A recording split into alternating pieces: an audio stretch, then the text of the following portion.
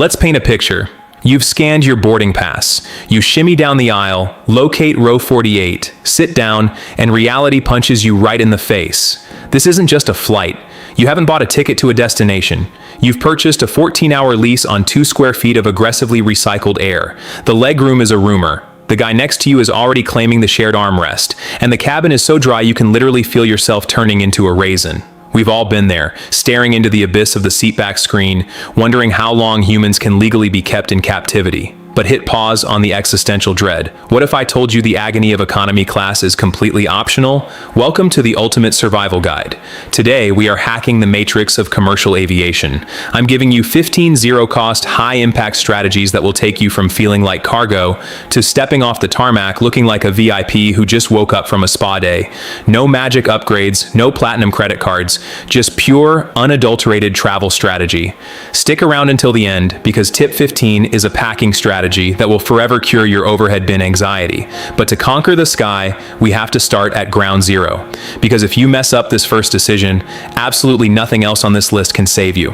Tip 1. The art of seat sniping. Your economy seat isn't just a chair. It is your geopolitical territory for the next day of your life. If you leave this decision to the airline gods at the check-in desk, you're basically volunteering for the middle seat next to the bathrooms. You need to become a seat sniper.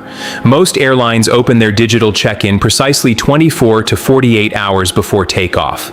Do not wait for the email. Set an aggressive alarm like you're trying to secure front-row tickets to a reunion tour. When that map opens, do not just click the first available spot. Cross-reference your flight on sites like Aerolapa.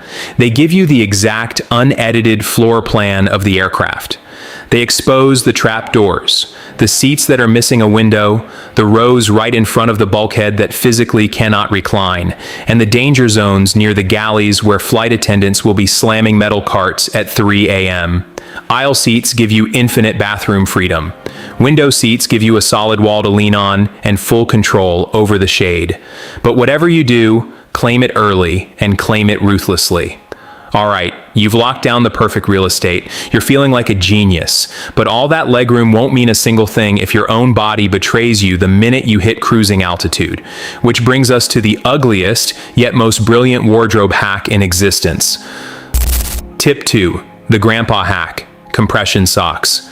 Let's talk about your legs. You know that horrific moment 6 hours into a flight when you finally stand up and your ankles feel like they've been filled with wet cement? You hobble down the aisle like a rusty cyborg, wondering why your shoes suddenly don't fit. It's called fluid pooling and it's miserable.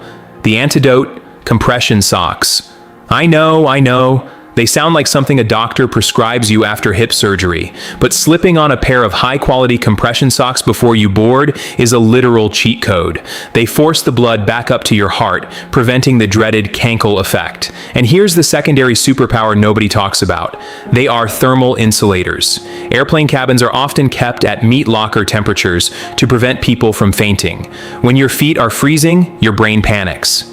Slap on some tight, knee-high compression socks and you'll trick your nervous system into total relaxation, while the rookies around you are shivering under those paper-thin airline blankets. So, your legs are locked, loaded, and warm. But compression socks can only do so much heavy lifting. If you want to avoid exiting the plane looking like the Hunchback of Notre Dame, you need to master the art of invisible movement. Tip 3. The stealth aisle yoga. If you sit completely paralyzed in an economy seat for 14 hours, your spine will launch a full-scale rebellion. The human body wasn't designed to be folded like a lawn chair for that long. The secret to landing without a slip disc is micro-movements. I call it stealth yoga. I am absolutely not telling you to go to the back galley and start doing burpees or downward dog. Please do not be that person. But you must hack your circulation. If you're trapped in a window seat while your seatmates are in a deep coma, do seated calf raises. Spell the alphabet with your big toe to roll your ankles. Clench and release your glutes. When the aisle finally clears, take a purposeful walk to the bathroom, even if you don't really have to go. Do a few subtle twists while waiting in line. Frequent tiny bursts of movement keep your joints lubricated and trick your body into thinking you aren't trapped in a flying tube. Keep your blood moving and you won't need a chiropractor in your destination city. But speaking of avoiding pain, how exactly do you sleep sitting completely upright without snapping your neck in half? Let's engineer your personal bed. Tip 4. engineering the perfect nest. People who successfully sleep in economy class don't have magical DNA. They are just better architects than you. First, let's address the hardware. Look at the leather headrest behind you. 90% of travelers don't realize that those headrests have hidden bendable hinges. Grab the sides and fold them aggressively inward like a taco. Boom. You just created a custom cradle that stops the humiliating, neck-snapping head bob every time you drift off. Next, take that pathetic, wafer-thin pillow the airline generously provided. Do not put it behind your head. It is entirely useless up there. Instead, shove it directly behind your lower back, right at the lumbar curve. That single, tiny adjustment aligns your spine and transforms the seat from a torture device into something that loosely resembles ergonomic furniture. Your spine is supported and your head is secured. But you're still boxed in by rigid plastic armrests, right? Wrong. It's time to locate the hidden button the airlines don't want you to know about. Tip 5. The secret escape latch. This is the ultimate insider secret. If you are sitting in an aisle seat, you probably feel boxed in by that heavy outer armrest. It locks you into your 17 inches of space and makes getting up feel like a gymnastics routine. Run your hand along the underside of that aisle armrest, right down near the hinge, close to your thigh. Feel around for a tiny latch or button. Push it. Instantly, the armrest lifts all the way up and locks flush with the seat back. You have just expanded your personal real estate. You can lean over the aisle, stretch your legs out, just watch out for the beverage cart, and casually slide out of your seat without doing a weird straddle over your neighbor. It's a literal get-out-of-jail-free card. You've claimed your space, and you're finally drifting into a deep, glorious sleep. And then, the absolute worst thing happens. Someone shakes your shoulder. Want to become invisible to the flight crew? Watch this. Tip 6. The do not disturb illusion. There is no rage quite like the rage of being woken up from a hard-earned airplane nap because a flight attendant needs to visually verify your seatbelt is fastened during mild turbulence, or worse, getting jolted awake under blinding cabin lights so they can shove a foil tray of mysterious pasta into your lap. The fix is almost stupidly simple. Buckle your seatbelt over your blanket, over your jacket, over your oversized scarf. Make it aggressively visible. Yes, it looks a little goofy, but when the crew does their safety sweeps in the dark, they will see that metal buckle shining, give you a silent nod, and let you sleep through the storm. Also, if you plan to skip the meal service entirely, make sure your tray table is securely locked in the upright position before you close your eyes. If it's down, it's an invitation for them to leave food, which means they might nudge you to ask what you want to drink. Shut the table, buckle the belt, and become a ghost. You've visually checked out of the flight. But what about the noise? If you don't block out the symphony of chaos around you, you're never going to survive. Welcome to acoustic warfare.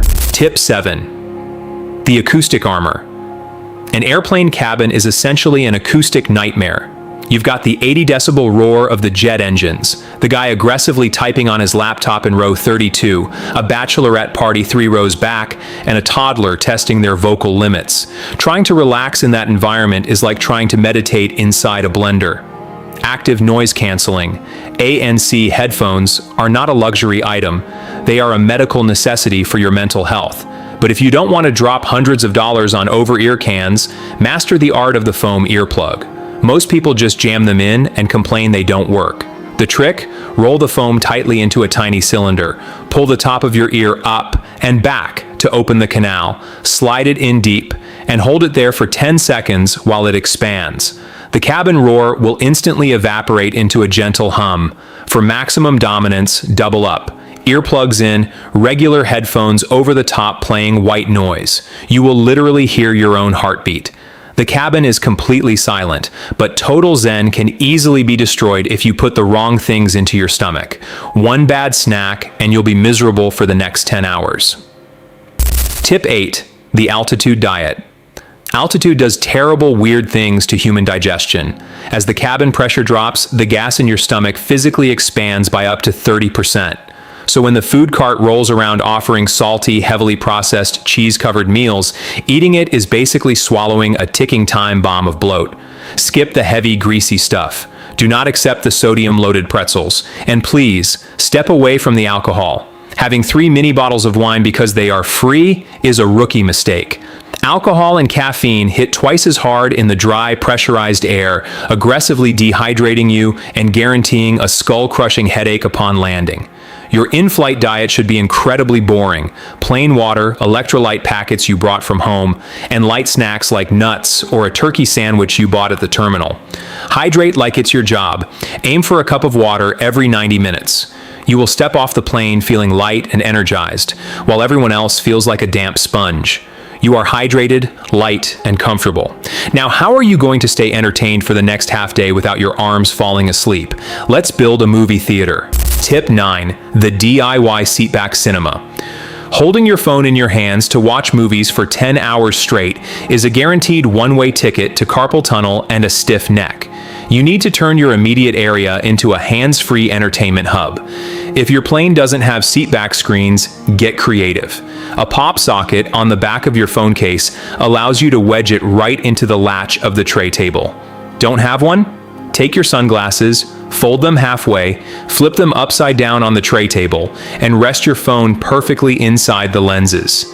And if you want it at perfect eye level, take the unused paper airsick bag from the seat pocket, sandwich the bottom of the bag between your phone and your phone case, and flip the top of the bag over the tray table latch. Boom. A suspended eye-level cinematic experience. Yes, it looks like a middle school science project, but your neck will thank you. Your theater is set up. But the movies you choose to watch actually have the power to mentally shorten the flight. It's a psychological trick called the flight-only stash. Tip 10. The dopamine detox strategy. Boredom on a plane is often just a symptom of bad planning. If you board a 15-hour flight and just plan to see what's on the in-flight entertainment, you are setting yourself up for misery. Instead, build a flight-only stash. 2 weeks before your trip, implement a strict dopamine detox on the content you love. That highly anticipated new season of your favorite show, ban yourself from watching it at home. That massive 4-hour podcast interview everyone is talking about, download it, but do not press play.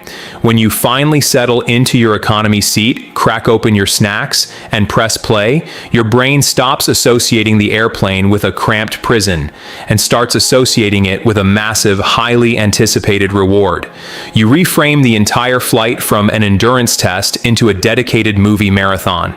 You're deep into your favorite show, but you're getting thirsty. And relying on the flight attendant's tiny plastic cups is a massive amateur move. Enter the greatest piece of travel gear you will ever own. Tip 11. The thermos supremacy. This single item flips the power dynamic of the airplane cabin. A good thermos keeps your water icy cold for 24 hours. But more importantly, it unlocks the galley's hidden menu: infinite boiling water. You can bring your own premium tea bags, hot chocolate, or even instant ramen and oatmeal packets. When the cabin gets freezing cold at 2 a.m. and everyone else is desperately trying to suck a drop of moisture from an empty plastic cup, you can confidently stroll to the galley, ask for hot water, and return to your seat with a steaming, comforting meal. It is the ultimate flex. You bring the container, they provide the heat. With your thermos in hand, you are invincible. But where do you put it? If you cram everything into the overhead bin, you've just created a massive headache for yourself. Let's fix your packing strategy. Tip 12. The underseat command center. This is the biggest rookie mistake in aviation history. Shoving your entire carry-on bag into the overhead bin, sitting down, and realizing 45 minutes later that your chapstick, your charging cable, and your snacks are locked away above a sleeping stranger's head. You are now forced to do the aisle walk of shame, climbing over your neighbors, yanking open the heavy bin, and frantically digging through your luggage while the flight attendants wait for you to sit down. The fix? The two-bag ecosystem. Your main roller bag goes up top and stays there, but you must carry a secondary soft-sided survival pouch. It should be small enough to fit under the seat in front of you without stealing your legroom. This pouch holds only the absolute essentials for the next 14 hours: electronics, meds, snacks, and toiletries. It acts as your personal command center. Everything you need is exactly an arm's length away. You never have to stand up. This pouch keeps you sane, and inside that pouch, you need a very specific weapon to fight off the invisible enemy that is currently attacking your face. Tip 13. The Q-tip desert defense. We briefly mentioned that the cabin is dry, but let's talk numbers. The humidity in a commercial airliner is typically around 10 to 20%. For context, the Sahara Desert sits at about 25%. You are literally flying in conditions drier than a desert. It attacks your skin, cracks your lips, and dries out your nasal passages, leaving you susceptible to nosebleeds and post-flight sickness. Fight back aggressively. Pack a heavy-duty lip balm and a travel moisturizer and apply them every few hours. But the ultimate hack? The Q-tip defense. Dab a cotton swab in a healing ointment like Aquaphor or Vaseline, store it in a tiny Ziploc, and halfway through the flight, do a gentle swirl inside each nostril. It sounds weird, it looks a little weird, but it acts as a moisture barrier that stops the dry air from wreaking havoc on your sinuses. You will breathe easier, sleep better, and land healthier. Your skin is hydrated and you are glowing. But a glowing face means nothing if your outfit is currently cutting off your circulation. Let's talk about the anti-fashion uniform. Tip 14. The layered armor. The airplane cabin is not a fashion show. It is a survival scenario. Do not wear stiff denim. Do not wear complicated belts, tight boots, or anything with excessive zippers and metal hardware that will flag you at TSA and strangle you at 35,000 feet. You need to dress strategically. The cabin temperature is wildly unpredictable, so layers are your only defense. Start with soft, breathable joggers or athleisure pants that allow you full range of motion. Add a breathable cotton t-shirt topped with a zip-up hoodie that you can easily shed if the cabin turns into a sauna. And the absolute MVP of travel wear, a large, dark, lightweight scarf. It is the ultimate multi-tool. It's an emergency blanket, a makeshift neck pillow, a lumbar support, and a privacy curtain if you drape it over your face while you sleep. And always pack a fresh pair of socks and clean underwear in your command center pouch. Changing into fresh clothes 45 minutes before landing feels like taking a shower. You will step off the plane feeling completely reborn. Speaking of changing clothes, you're going to need to use the bathroom to do it. But if you mistime your bathroom run, you'll be standing in line for 30 minutes. Here's how to hack the lavatory. Tip 15. The lavatory time warp and jet lag matrix airplane bathrooms are a game of pure strategy. The absolute worst times to go are immediately after the seatbelt sign turns off and exactly 30 minutes after the meal service ends. The lines will stretch halfway down the aisle. You need to operate counter to the herd. The absolute best time to use the lavatory? Exactly when the flight attendants roll the heavy metal drink and food carts into the aisle. Everyone else is trapped in their seats by their tray tables. The aisles are blocked. If you are sitting behind the cart, you have a completely uninhibited private runway to an empty bathroom. And finally, as you wash your face and prepare for landing, it's time to defeat the final boss, jet lag. Do not wait until you land to adjust. The second you sit down on the plane, change the clock on your phone to your destination's local time. Force your brain to start living in the future. Sleep when it's dark where you are going and stay awake with the reading light on if it's daytime there. Use apps like Time Shifter to gamify your light exposure. Jet lag isn't inevitable, it's just a puzzle. Solve it in the air and you win on the ground. So there you have it. 15 absolute cheat codes to outsmart economy class. Surviving a long-haul flight isn't about how much money you spend on the ticket. It's about the micro decisions you make before and during the flight. Every single choice, from the seat you snipe to the thermos you pack, stacks up. It transforms an agonizing endurance test into a completely manageable, maybe even enjoyable experience. Because when those wheels finally hit the tarmac, you don't want to feel like you just survived a battle. You want to feel like your adventure has already begun. Now, I want to hear from the veterans out there. What is the single worst long-haul mistake you've ever witnessed? And what is your personal top-tier travel hack? Drop it down in the comments. I read every single one, and the best ones might just make it into the next guide. If this video saved your knees, your sanity, or your sinuses, hit that like button, share it with that friend who is notoriously terrible at packing, and hit subscribe to join our community so you never fly unprepared again.